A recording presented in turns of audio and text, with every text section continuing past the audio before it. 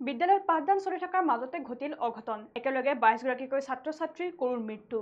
বিদ্যালয়ত ছাদ খহি পৰি মৃত্যু হয় 22 গৰাকীকৈ শিক্ষাৰ্থীৰ পাঠদান চলি থকাৰ প্ৰাক্ষণতে সংঘটিত হয় এই হৃদয় বিদাৰক ঘটনা এই বিষয় সন্দৰ্ভত জনাই যাম সবিশেষ বিদ্যালয়ত পাঠদান চলি থকাৰ মাজতে অঘটন একেলগে 22 গৰাকী ছাত্ৰ-ছাত্ৰীৰ কৰুণ মৃত্যু বিদ্যালয়ৰ ছাদ খহি পৰি মৃত্যু হয় 22 গৰাকীকৈ শিক্ষাৰ্থীৰ পাঠদান চলি থকাৰ প্ৰাক্ষণতে সংঘটিত হয় এই ঘটনা আকস্মিকভাৱে ছাদ খহি পৰাক লৈ এতিয়া সৰ্বত্ৰে হাহাকাৰ পৰিস্থিতি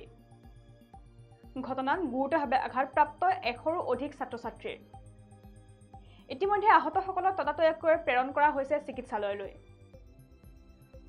বৰ্তমানেও ধ্বংসস্তূপত আবদ্ধ হৈ আছে 154 গৰাকীকৈ শিক্ষাৰ্থী নাইজেৰিয়াত সংঘটিত হৈছে এই শোকাবহ ঘটনা আৰু আমি যেহেতু জনাইছো যে ইতিমধ্যে নাইজেৰিয়াত এক হৃদয় বিদাৰক ঘটনা সংঘটিত হৈছে আৰু জানিব পৰা মতে বিদ্যালয়ত পাঠদান চলি থকাৰ প্ৰাক্ষণতে বিদ্যালয়ৰ ছাদ খহি পৰি একেলগে 22 গৰাকীকৈ ছাত্ৰ-ছাত্ৰীৰ কৰুণ মৃত্যু খাবতিব লগা হৈছে আৰু এই ঘটনা প্ৰকাশ হোৱাৰ পাছতে এতিয়া সৰ্বত্ৰে হাহাকাৰ পৰিস্থিতিৰ সৃষ্টি হোৱা দেখিবলৈ পোৱা গৈছে আৰু এই ঘটনা সংঘটিত হোৱাৰ পাছতে ইতিমধ্যে শোকস্তব্ধ হৈ পৰিছে সমগ্ৰ নাইজেৰিয়া কিয়নো বিদ্যালয়ৰ পাঠদান চলি আছিল আৰু বিদ্যালয়ৰ পাঠদান চলি থকাৰ সময়তে আকস্মিকভাৱে বিদ্যালয়ৰ ছাদ খহি পৰে তিনিমহলীয়া অট্টালিকা যি দুমহলীয়া প্ৰান্তত যিসকল ছাত্ৰ-ছাত্ৰী শিক্ষা লাভ কৰি আছিল শিক্ষা তেওঁলোকে পঢ়ি আছিল সেই বিদ্যালয়ৰ পাঠদান চলি থকাৰ প্ৰাক্ষণতে দুমহলীয়া অট্টালিকাৰ যি ছাদখন আছে সেই ছাদখন ইতিমধ্যে আকস্মিকভাৱে খহি পৰে আৰু যাৰ পৰিপ্ৰেক্ষিতত একেলগে 22 গৰাকীকৈ ছাত্ৰ-ছাত্ৰীৰ কৰুণ মৃত্যু খাবতি লোৱা খবৰ এতিয়া সৰ্বত্ৰে আতংক সৃষ্টি কৰা দেখিবলৈ পোৱা গৈছে বিশেষকৈ নাইজেৰিয়াত সকলো শোকস্তব্ধ হৈ পৰিছে এই খবৰ প্ৰকাশ কৰাৰ পিছতে আৰু ইতিমধ্যে এই ঘটনাৰ গুৰুতৰভাৱে আঘাতপ্ৰাপ্ত হৈছে 100ৰো অধিক ছাত্ৰ-ছাত্ৰী ইতিমধ্যে এই ঘটনাৰ গুৰুতৰভাৱে আঘাতপ্ৰাপ্ত হৈছে বুলি ইতিমধ্যে তথ্য সদৰি কৰা হৈছে আৰু ইতিমধ্যে আহতসকলক ততাতৈয়াকৈ চিকিৎসালয়লৈ প্ৰেৰণ কৰা হৈছে আৰু বৰ্তমানেও যি ধ্বংসস্তূপ হৈ গৈছে বৰ্তমান ধ্বংসস্তূপত পৰিণত হৈছে নাইজেৰিয়াৰ সেই বিদ্যালয়খন আৰু ইতিমধ্যে সেই ধ্বংসস্তূপত 154 গৰাকী ছাত্ৰ-ছাত্ৰী বৰ্তমানেও আবদ্ধ হৈ আছে বুলি ইতিমধ্যে তথ্য সদৰি কৰা হৈছে আৰু ইতিমধ্যে অভিযানকাৰী দল উপস্থিত হৈছে ঘটনাস্থলীত আৰু ইতিমধ্যে সেই 154 গৰাকী শিক্ষাৰ্থীক উলিয়াবলৈ ইতিমধ্যে তেওঁলোকে ব্যস্ত হৈ পৰা দেখিবলৈ পোৱা গৈছে আৰু ইতিমধ্যে সেই ধ্বংসস্তূপত 154 গৰাকীকৈ শিক্ষাৰ্থী আবদ্ধ হৈ আছে বুলি ইতিমধ্যে তথ্য সদৰি কৰা হৈছে আৰু নাইজেৰিয়াৰ এই হৃদয় বিদাৰক ঘটনা এতিয়া সকলোকে আচম্বিত কৰি উঠা দেখিবলৈ পোৱা গৈছে কিয়নো বিদ্যালয়ৰ পাঠদান চলি থকাৰ প্ৰাক্ষণতে ইতিমধ্যে আকস্মিকভাৱে দুমহলীয়া অট্টালিকাৰ এখন ছাদ সম্পূৰ্ণৰূপে খহি পৰে আৰু যাৰ পৰিপ্ৰেক্ষিতত একেলগে 22 গৰাকীকৈ শিক্ষাৰ্থীয়ে মৃত্যু খাবতিব লগা হয় আৰু এই ঘটনাই ইতিমধ্যে সকলোকে শোকস্তব্ধ কৰি পেলোৱা দেখিবলৈ পোৱা গৈছে আনহাতে এই ঘটনাত গুৰুতৰভাৱে আঘাতপ্ৰাপ্ত হৈছে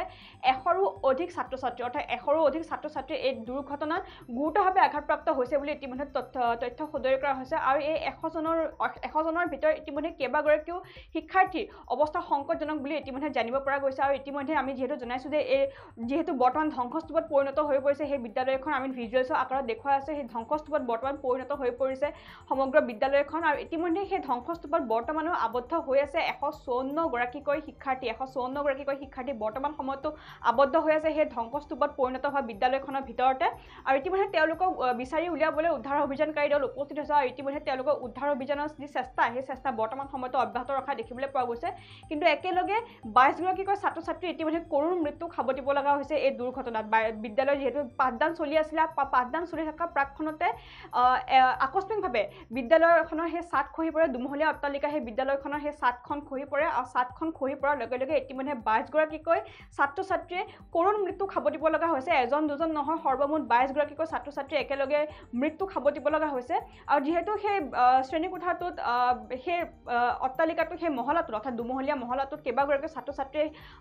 পাঠদান কৰি আছিলে আৰু ইতিমধ্যে সেই দুমহলীয়া অট্টালিকাটোৰ যি ছাদ আছে সেই ছাদখন আকস্মিকভাৱে খহি পৰিছিলে পাঠদান চলি থকাৰ সময়তে আৰু যাৰ পৰিপ্ৰেক্ষিতত 100ৰো অধিক ছাত্ৰ-ছাত্ৰী ইতিমধ্যে গুৰুতৰভাৱে আঘাতপ্ৰাপ্ত হৈছে বুলি তথ্য সদৰি কৰা হৈছে আৰু যেহেতু বৰ্তমান সম্পূৰ্ণৰূপে ধ্বংসস্তূপত পৰিণত হৈছে বিদ্যালয়খন আৰু ইতিমধ্যে সেই বিদ্যালয়খনৰ সেই ধ্বংসস্তূপৰ পৰা ইতিমধ্যে 154 গৰাকীকৈ ছাত্ৰ-ছাত্ৰী বৰ্তমান সময়তো আবদ্ধ হৈ আছে আৰু ইতিমধ্যে উদ্ধাৰ অভিযানকাৰী দলসমূহ উপস্থিত হৈছে তাতে আৰু ইতিমধ্যে সেই 154 গৰাকী ছাত্ৰ-ছাত্ৰী